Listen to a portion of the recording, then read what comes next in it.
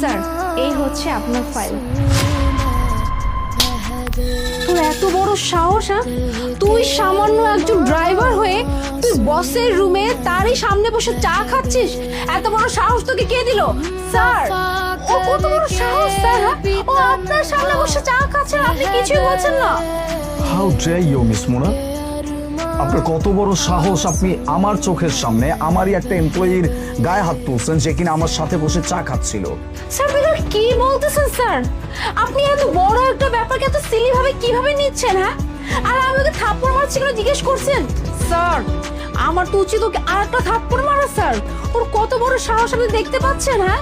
ও সামান্য একজন ড্রাইভার হয়ে আপনারই সামনে বসে ও চা খাচ্ছে।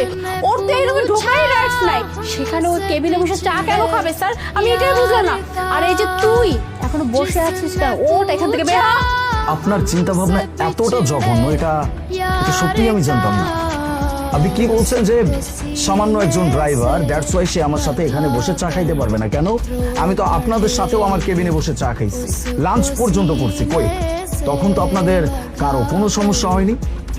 স্যার, আমি বুঝলাম না স্যার, আপনি আপনি এই কথা কেন বলছেন? হ্যাঁ স্যার, আপনি আমাদের সাথে বসে চা কফি খান, লাঞ্চ করেন, আমরা আপনার সাথে বসে লাঞ্চ করি, চা কফি খাই।